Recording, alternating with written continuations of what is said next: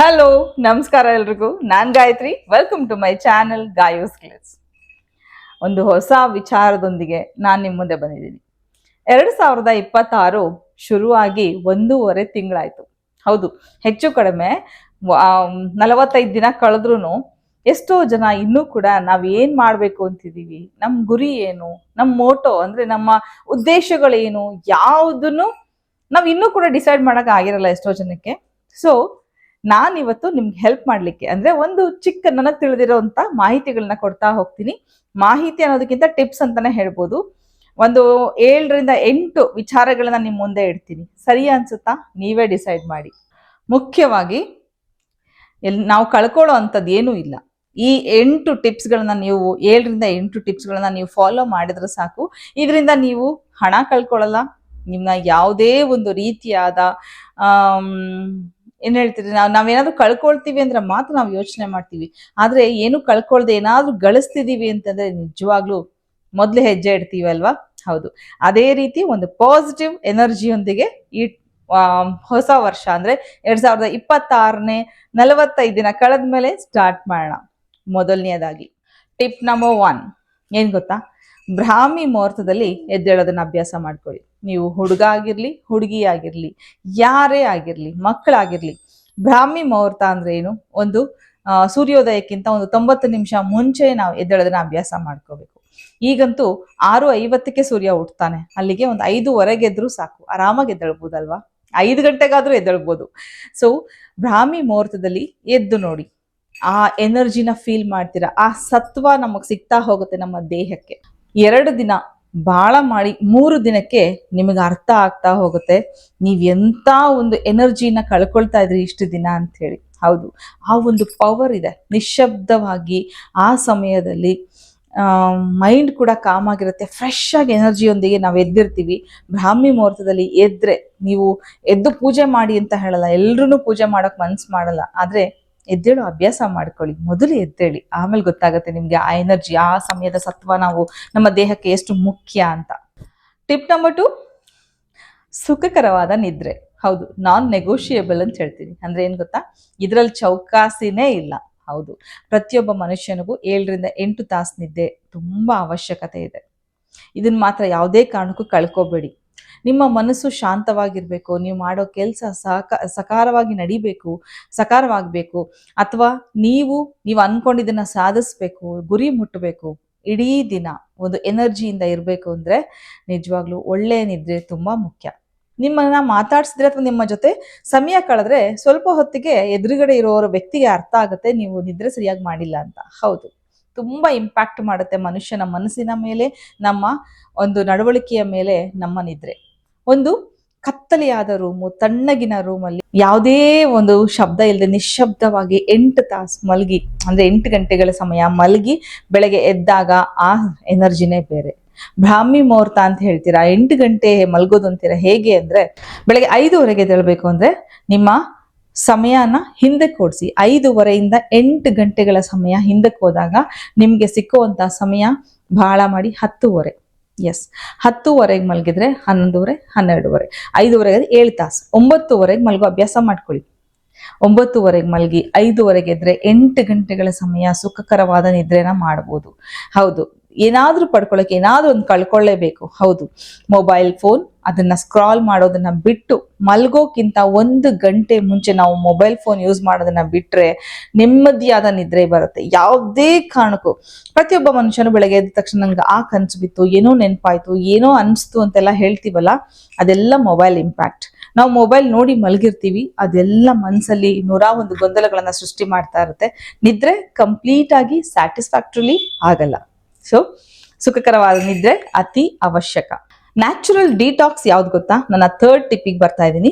Natural detox ಅಂದ್ರೆ ಮನುಷ್ಯನ ದೇಹ ಬೆವ್ತಾಗ, ಅಂದ್ರೆ ಬೆವರು ಬಂದಾಗ ಅದೇ ನ್ಯಾಚುರಲಿ ನಮ್ಮ ಬಾಡಿ ಡಿಟಾಕ್ಸ್ ಆಗ್ತಾ ಹೋಗುತ್ತೆ. ನಮ್ಮ ಬಾಡಿಯಲ್ಲಿರುವಂತ ಎಷ್ಟೋ ಟಾಕ್ಸಿನ್ಸ್ ಆ ಬೆವರಿನ ಮೂಲಕ ಆಚೆ ಹೋಗುತ್ತೆ. ಎಸ್, ಪ್ರತಿದಿನ ಎಕ್ಸಸೈಸ್ ಅಥವಾ ಯೋಗ ಇದನ್ನ ಅಭ್ಯಾಸ ಮಾಡ್ಕೊಳ್ಳಿ. ಟೈಮ್ ಇಲ್ಲ ನನ್ನಿಂದ ಹಿಡಿದು, ನಾವು ಹೇಳೋ ಕಾರಣ ಏನು? ಸಮಯ ಇಲ್ಲ ನಮ್ಗೆ ಅಂತ ಇಲ್ಲ. ನೀವು ಊಟ ತಿಂಡಿಗಿಂತ 3 ತಾಸು ಮುಂಚೆ ಅಥವಾ ಊಟ ಮಾಡಿದ 3 ಗಂಟೆಗಳ ನಂತರ ಯಾವ ಸಮಯ, ಇಡೀ ದಿನದ ಯಾವುದೇ ಒಂದು ಸಮಯನ, ಅನುಕೂಲಕರವಾದ ಒಂದು ಸಮಯನ ಆಯ್ಕೆ ಮಾಡಿಕೊಂಡು ಆ ಸಮಯದಲ್ಲಿ ಬರೀ 20 ನಿಮಿಷ ಯೋಗ ಅಥವಾ ಎಕ್ಸಸೈಸ್ ಪ್ರತಿದಿನ ಮಾಡಿ ನೋಡಿ. ನಿಮ್ಮ ಪ್ರತಿಯೊಂದು ಭಾಗಗಳ, ದೇಹದ ಭಾಗಗಳಿಗೂ ಎನರ್ಜಿ ಸಿಕ್ಕುತ್ತೆ. ಹೊಸದಾಗಿ ಹುಟ್ಟಿದೀವೇನೋ ಅಥವಾ ಹೊಸದಾಗಿ ನಮ್ಗೇನೋ ಒಂದು ಸಿಕ್ಕಿದೆ ನಾವು ಫೀಲಿಂಗ್ ಬರುತ್ತೆ. ಆದ್ರೆ ಎಲ್ಲದಕ್ಕಿಂತ ತುಂಬಾ ಮುಖ್ಯವಾದದ್ದು ಕನ್ಸಿಸ್ಟೆನ್ಸಿ.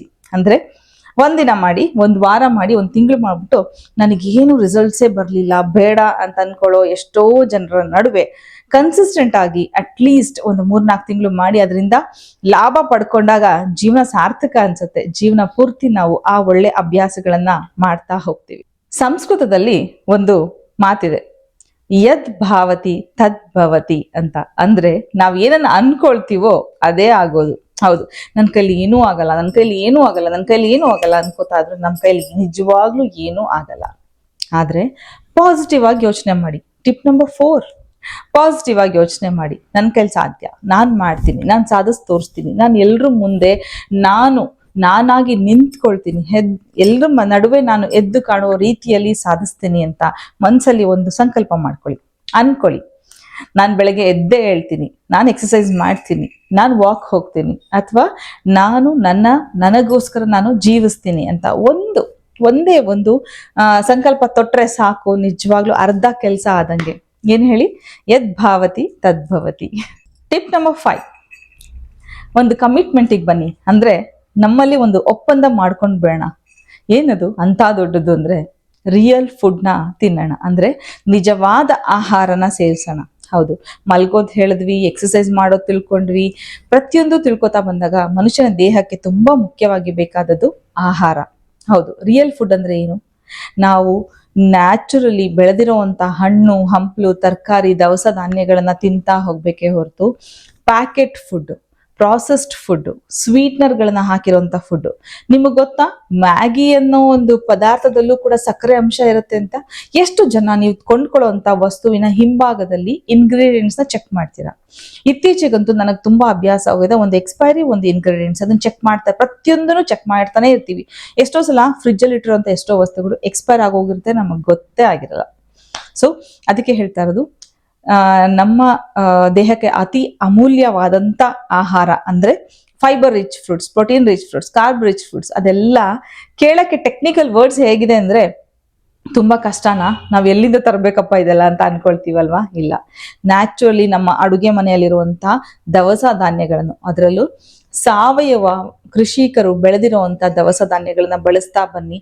ಯಾವುದೇ, ಈಗ ನೋಡಿ, ಕ್ಯಾನ್ಸರ್ ಅನ್ನೋದು ಎಷ್ಟು ಕಾಮನ್ ಆಗಿದೆ ಅಲ್ವಾ?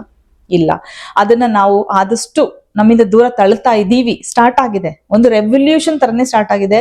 ಈ ಜನರಿಗೆ ಅರ್ಥ ಆಗೋಕ್ ಸ್ಟಾರ್ಟ್ ಆಗಿದೆ, ನಾವು ಕ್ಯಾನ್ಸರಿಗೆ ತುತ್ತಾಗ್ತಾ ಇದೀವಿ ಅಂತ. ತಲೆಗೆ ಹಾಕೋ ಬಣ್ಣ, ಕೈಗೆ ಹಾಕೋ ನೇಲ್ ಪಾಲಿಶ್, ತುಟಿಗೆ ಹಚ್ಚೋಂತ ಲಿಪ್ಸ್ಟಿಕ್, ಅದೆಲ್ಲದಕ್ಕಿಂತ ಹೆಚ್ಚಾಗಿ ನಾವು ತಂದು ತಿನ್ನುವಂತ pizza, burger, chips, Kurkure, Maggi, ಈ ತರದೆಲ್ಲ ಪ್ರಾಸೆಸ್ಡ್ ಫುಡ್ಗಳಿಂದ ನಿಜವಾಗ್ಲೂ ನಾವು ಕ್ಯಾನ್ಸರಿಗೆ ತುತ್ತಾಗ್ತಾ ಇದ್ದೀವಿ. ಸೊ ನನ್ನ ಈ ಟಿಪ್ ಏನಂದ್ರೆ ನಿಜವಾದ ಆಹಾರನ ಸೇವಿಸಿ. ಯಾವುದೇ ನಾಟಕೀಯವಾದ ಬಣ್ಣ ಹಚ್ಕೊಂಡಿರುವಂತ ಆಹಾರ ನಮಗ್ ಬೇಡ. ಟಿಪ್ ನಂಬರ್ 6, ಸ್ಟ್ರೆಸ್ ಮ್ಯಾನೇಜ್ಮೆಂಟ್ ತುಂಬಾ ಮುಖ್ಯ. ನನ್ನಿಂದ ಹಿಡಿದು ನಿಮ್ಮಿಂದ ಹಿಡಿದು ಪ್ರತಿಯೊಂದು ಮಗುವಿಗೂ ಕೂಡ, ಅಯ್ಯೋ ಮ್ಯಾಮ್ ಹೋಮ್ವರ್ಕ್ ಹೇಳಿದ್ದಾರೆ, ಇವತ್ತು ಇಷ್ಟು ಸಾಲ್ವ್ ಮಾಡ್ಬೇಕು, ಇಷ್ಟು ಮಾಡ್ಕೊಂಡು ಹೋಗ್ಬೇಕು, ಇದೇ ಒಂದು ದೊಡ್ಡ ಸ್ಟ್ರೆಸ್ ಆ ಮಗುಗೆ. ಅದನ್ನ ಮ್ಯಾನೇಜ್ಮೆಂಟ್ ಮಾಡ್ಬೇಕು. ಮಕ್ಕಳಿಗೆಲ್ಲ ಅಂದ್ರೆ ಮಕ್ಕಳಿಗೆ ಆಕ್ಚುಲಿ ಸ್ಟ್ರೆಸ್ ಬರಲೇಬಾರ್ದು. ಮಕ್ಕಳಿಗೆ ಯಾವ ರೀತಿ ನಾವು ಹೇಳ್ಕೊಡ್ಬೇಕು ಅಂದ್ರೆ, ಆಡ್ತಾ ಓದೋದನ್ನ ಕಲಿಸ್ಬೇಕು. ಅಂದ್ರೆ ಮಕ್ಕಳಿಗೆ ಓದೋದು ಅನ್ನೋದು ಒಂದು ಟಾಸ್ಕ್ ಅಥವಾ ಒಂದು ಕಷ್ಟವಾದ ಕೆಲಸ ಅಂತ ಅನ್ನಿಸ್ಲೇಬಾರ್ದು.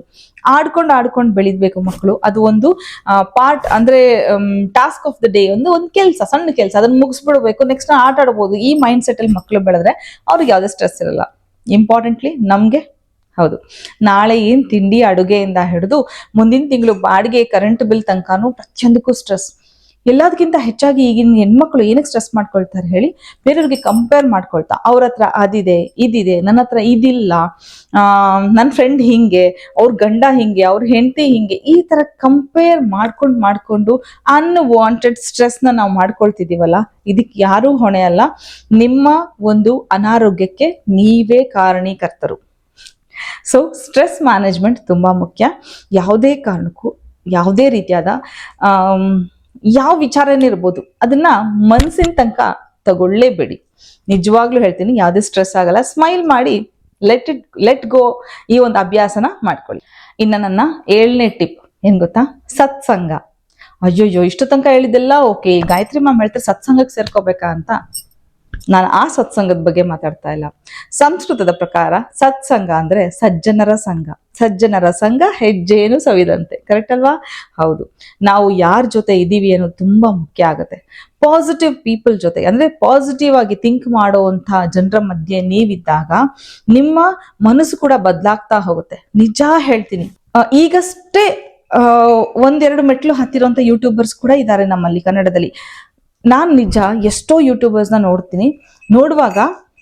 ಅವ್ರಿಗೆ ಬರೀ ನಾನಿವಾಗ 5-6 ವರ್ಷ ಆಗಿರ್ಬೋದು, ಅವ್ರು ಶುರು ಮಾಡಿ ತಿಂಗ್ಳಿಗೆ ಅಷ್ಟೇ ಆಗಿರ್ಬೋದು, ಆದ್ರೆ ಅವರಿಂದ ಕಲಿಯುವಂಥದ್ದು ಎಷ್ಟೊಂದಿರುತ್ತೆ. ನಂಗೆ ಮನ್ಸಿಗೆ ಸ್ವಲ್ಪ ನಾನೆಲ್ಲೋ ಡಲ್ ಆಗ್ತಾ ಇದ್ದೀನಿ ಅಂದಾಗ ಇಮಿಡಿಯೇಟ್ಲಿ ನಾನು ಹೋಮ್ #life by ಜಯ ಅವರ ವ್ಲಾಗ್ಸ್ ನೋಡ್ತೀನಿ. ನನಗೆ ಮೋಟಿವೇಟ್ ಆಗುತ್ತೆ. ಯಾಕಂದ್ರೆ ಆ ವಿಡಿಯೋಗಳಲ್ಲಿ ಎಲ್ಲೂ ನಮ್ಮನ್ನ ಕುಗ್ಸೋದು ಏನು ಇಲ್ಲ. ಆ ಮ್ಯೂಸಿಕ್ ಕೇಳ್ತಾ ಇದ್ರೆ ಮೈಂಡ್ ಸೂದಿಂಗ್ ಆಗಿರುತ್ತೆ. ಆ ಮ್ಯೂಸಿಕ್ ಮೈಂಡ್ ಕಾಮ್ ಆಗುತ್ತೆ. ನಮಗೆ ನಾನು ಏನಾದ್ರೂ ಮಾಡ್ಬೇಕು ಅಂತ ಅನ್ಸುತ್ತೆ. ಈ ತರ ನಾವು ಆಯ್ಕೆ ಮಾಡ್ಕೊಳ್ಳೋ ಜನ ತುಂಬಾ ಮುಖ್ಯ ಆಗತ್ತೆ.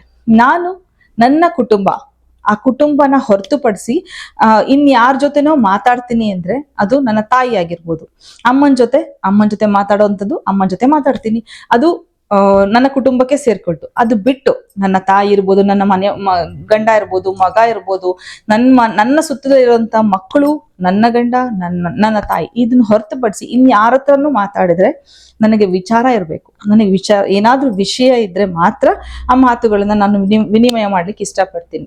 ಇಲ್ಲ ಅಂದ್ರೆ ಕೆಲವು ಫ್ರೆಂಡ್ಸಿಗೆ ನಾನಾಗೆ ಕಾಲ್ ಮಾಡಿ ಮಾತಾಡೋದುಂಟು. ಏನಕ್ಕೆ ಅಂದ್ರೆ 5 ನಿಮಿಷ ಮಾತಾಡಿದ್ರೆ 5 ಗಂಟೆ ನನ್ನ ಮನ್ಸು ಖುಷಿಯಾಗಿರೋಷ್ಟು ನಾವು ನಗ್ತೀವಿ, ಅಂದ್ರೆ ಖುಷಿಯಾಗಿರ್ತೀವಿ, ಅಷ್ಟು ಒಳ್ಳೆ ವಿಚಾರಗಳನ್ನ ಶೇರ್ ಮಾಡ್ಕೊಳ್ತೀವಿ. ಹೀಗೆ ನಾವು ಆಯ್ಕೆ ಮಾಡ್ಕೊಳ್ಳೋ ಜನ ತುಂಬಾ ಮುಖ್ಯ ಆಗುತ್ತೆ ಅಂತ. ಸಕಾರಾತ್ಮಕ ಯೋಚನೆಯುಳ್ಳ ವ್ಯಕ್ತಿಗಳ ಮಧ್ಯದಲ್ಲಿ ನೀವಿದ್ದಾಗ ನಿಜವಾಗ್ಲೂ ಹೇಳ್ತೀನಿ, ಅದೊಂದು ಸ್ವರ್ಗ ಅಂತಾನೆ ಹೇಳ್ಬೋದು. ಯಾವಾಗ್ಲೂ ನಿಮ್ ಕಾಲೆಳಿತಾ, ನೀನ್ ಉಪಯೋಗ ಇಲ್ಲ, ನೀನ್ ಚೆನ್ನಾಗಿಲ್ಲ, ನೀನ್ ಹಂಗೆ, ನೀನ್ ಹಿಂಗೆ ಕ್ರಿಟಿಕ್ಸ್ ಇರ್ಬೇಕು. ನನ್ಗ್ ಒಳ್ಳೆ ಗೆಳತಿಯರಿದ್ದಾರೆ, ಏನಂದ್ರೆ ಬೈತಾರೆ ಫೋನ್ ಮಾಡಿ, ಅಂಥವ್ರು ಬೇಕು. ಬೈಯೋರು ಬೇರೆ, ತಪ್ಪನ್ನ ತಿದ್ದಿ ಹೇಳೋರೇ ಬೇರೆ, ಆದ್ರೆ ಕಾಲೆಳೆಯೋರು ಬೇರೆ. ಕಾಲೆಳೆಯೋರು ಅಂತಂದ್ರೆ ಸಹಿಸ್ಕೊಳಕ್ ಆಗಲ್ಲ. ನೋಡಿ, 4 ಜನ ನಿಮ್ಮನ್ನ ಆಡ್ಕೊಳ್ತಾ ಇದಾರೆ ಅಂದ್ರೆ ಖುಷಿ ಪಡಿ. ನೀವೇನೋ ಮಾಡ್ತಾ ಇದ್ದೀರಾ, ನೀವೇನು ಮಾಡದೆ ಮನೇಲಿ ಕುತ್ಕೊಂಡ್ರೆ ನಿಮ್ ಬಗ್ಗೆ ಯಾರು ಮಾತಾಡ್ತಾರೆ ಅಲ್ವಾ? ನಮ್ ಬಗ್ಗೆ ಯಾರೋ 4 ಜನ ಮಾತಾಡ್ತಾ ಇದಾರೆ ಅಂದ್ರೆ we are doing something, we are achieving something. ಏನೋ ಒಂದು ಮಾಡ್ತಾ ಇದೀವಿ, ಅದಕ್ಕೆ 4 ಜನ ಗುರ್ತಿಸಿ, ಅದು ನಿಂದನೇ ಆಗಿರ್ಬೋದು, 4 ಜನ ಗುರ್ತಿಸ್ತಾ ಇದಾರೆ ಅಂದ್ರೆ ವಿ ಆರ್ ಡೂಯಿಂಗ್ ಸಮಥಿಂಗ್ ಅಂತ. ಸೊ ನನ್ನ ಫ್ರೆಂಡ್ಸ್, ನಾನು ಅದೇ ಫ್ರೆಂಡ್ಸ್ ಬಗ್ಗೆ ಹೇಳ್ತಾ ಇದ್ದೆ. ನನ್ನ ಫ್ರೆಂಡ್ಸು ಫೋನ್ ಮಾಡಿ ಬೈತಾರೆ, ಇದು ಯಾಕೆ ಮಾಡಿ, ಇದು ಬೇಕಿತ್ತಾ, ಇದು ಅವಶ್ಯಕತೆನಾ, ಹಿಂಗ್ ಯಾಕೆ. ನಾ ಏನೋ ಪ್ರಾಬ್ಲಮ್ ಹೇಳ್ಕೊಂಡ್ರು ಅದ್ರಲ್ಲಿ ಇರೋದನ್ನ ಸರಿ ತಪ್ಪುಗಳನ್ನ ವಿಮರ್ಶೆ ಮಾಡಿ ಹೇಳುವಂತ ಸ್ನೇಹಿತರಿದ್ದಾರೆ. ಅದು ಒಂದು ಗುಂಪು ಬೇರೆ, ಖುಷಿ ಪಡಿಸೋ ಗುಂಪು ಬೇರೆ, ನನ್ನ ಕಾಲೆಳೆಯೋ ಗುಂಪೇ ಬೇರೆ. ಸೊ ಹಾಗಾಗಿ ಆಯ್ಕೆ ನಿಮ್ಮ ಕೈಲಿದೆ. ನನ್ನ ಕೊನೆಯ ಟಿಪ್, ಲಾಸ್ಟ್ ಟಿಪ್, ತುಂಬಾ ಕಷ್ಟಕರವಾದದ್ದು, ತುಂಬಾ ಮುಖ್ಯವಾದದ್ದು. ನಿಮಗೆ ನೀವು ಪ್ರಾಮುಖ್ಯತೆ ಕೊಡಿ. ಎಸ್, ನಾನೀಗಷ್ಟೇ ಹೇಳಿದೆ, ನನ್ನ ಕ್ಲೋಸ್ ಫ್ಯಾಮಿಲಿ, ನನ್ನ ಮಕ್ಕಳು, ನನ್ನ ಗಂಡ, ನನ್ನ ತಾಯಿ ಅಂತ. ನಾನು ನನಗೆ ಯಾವಾಗ ಪ್ರಾಮುಖ್ಯತೆ ಕೊಡ್ತಾ ಹೋಗ್ತೀನೋ ಆವಾಗಷ್ಟೇ ನಾನು ಏನಾದ್ರೂ ಒಂದು ಸಾಧನೆ ಮಾಡಕ್ ಸಾಧ್ಯ. ಹೌದು, ನಾನ್ ನಗ್ಬೇಕಾ, ನನ್ನ ಮನ್ಸು ಖುಷಿಯಾಗಿರ್ಬೇಕಾ, ಅದು ನನ್ನ ಕೈಯಲ್ಲಿದೆ. ನಾನಿವತ್ತು ಡಿಪ್ರೆಸ್ಡ್ ಆಗಿ ಕುತ್ಕೋಬೇಕಾ, ಅದು ನನ್ನ ಕೈಯಲ್ಲಿದೆ. ಇವತ್ತು ನಾನು ವಿಡಿಯೋ ಶೂಟ್ ಮಾಡಬೇಕು, ಮೈಂಡ್ ಸೆಟ್ ಮಾಡ್ಕೋಬೇಕು. ವಿಡಿಯೋ ಶೂಟ್ ಮಾಡ್ಬೇಕಾ, ನಾನು ಡ್ರೆಸ್ ಮಾಡ್ಕೋಬೇಕು, ನಾನು ಮಾತಾಡ್ಬೇಕು, ಪ್ರಿಪ್ರೇಷನ್ ಸ್ಕ್ರಿಪ್ಟ್ ಬರ್ಕೋಬೇಕು, ನಾನು ಯಾವ ವಿಚಾರ ಮಾತಾಡ್ತೀನಿ ಅಂತ ಬರ್ಕೋಬೇಕು, ಅದನ್ನ ತಿಳಿಸ್ಬೇಕು ನಿಮ್ಗೆಲ್ಲ. ತುಂಬಾ ಮುಖ್ಯ ಆಗತ್ತೆ. ಎಸ್, ನಿಮಗೋಸ್ಕರ ನೀವು ಬದುಕಿ, ನಿಮಗೋಸ್ಕರ ನೀವು ಸಮಯ ಕೊಡಿ. ನಾ ಹೇಳ್ತೀನಲ್ಲ, ಒಂದೇ ಒಂದಿನ ಒಂದು ಫೇಶಿಯಲ್ ನೀವು ಮನೇಲೆ ಮಾಡ್ಕೊಂಡ್ರು ಎಷ್ಟು ಖುಷಿ ಸಿಗುತ್ತೆ. ಹೌದು, ನನಗೋಸ್ಕರ ನಾನು ಏನೋ ಮಾಡ್ಕೊಂಡೆ ಅಂತ. ದುಡ್ಡು ಖರ್ಚು ಮಾಡಿ ಮಾಡ್ಕೊಳ್ಳೋದೇ ಬೇರೆ. ಹಣ ಇಲ್ಲದೆ ಇರುವಾಗ್ಲೂ ಕೂಡ ನಾವು ನಮಗೋಸ್ಕರ ಸಮಯನೂ ಕೊಡ್ಬೋದು, ಖುಷಿಯಾಗೂ ಇರ್ಬೋದು. ಒಪ್ತೀರಾ ಇದನ್ನ? ಎಸ್. ಇದಕ್ಕೆ ಸಂಬಂಧಪಟ್ಟಂಗೆ ಒಂದು 4 ಸಾಲು ನಾನು ಓದ್ಬೇಕಂತಿದೀನಿ. ಅಂದ್ರೆ ಎಲ್ಲೋ ಇವತ್ತು ಓದ್ದೆ, ಮನ್ಸು ಮುಟ್ತು. ಅರ್ಥ ಮಾಡ್ಕೊಳ್ಳಿ, ಅದರ ಒಳಗಿನ ಅರ್ಥನ ನೀವು ಎಷ್ಟು ಜನಕ್ಕೆ ಅರ್ಥ ಆಗುತ್ತೋ ಗೊತ್ತಿಲ್ಲ, ಅರ್ಥ ಮಾಡ್ಕೊಳ್ಳಿ. ನಾನು ಓದ್ತೀನಿ ಅದನ್ನ. ನನ್ನೊಳಗಿನ ನನಗೆ ಅಂದ್ರೆ ಈ ಮಾತುಗಳು ನಾವು ನಮಗೋಸ್ಕರ ಹೇಳ್ಕೊಳ್ಳೋಂಥ ಮಾತುಗಳು. ನನ್ನೊಳಗಿನ ನನಗೆ, ನಿನ್ನನ್ನು ಇತರರಿಗಾಗಿ ಕಡೆಗಣಿಸಿದ್ದಕ್ಕಾಗಿ ನನ್ನನ್ನು ಕ್ಷಮಿಸು. ನಿನ್ನ ನಗುವ ಪಕ್ಕಕ್ಕೆ ನೂಕಿ ನೋವಿದ್ದರೂ ನಗು ಎಂದು ಬಲವಂತ ಮಾಡಿದ್ದಕ್ಕಾಗಿ ನನ್ನನ್ನು ಕ್ಷಮಿಸು.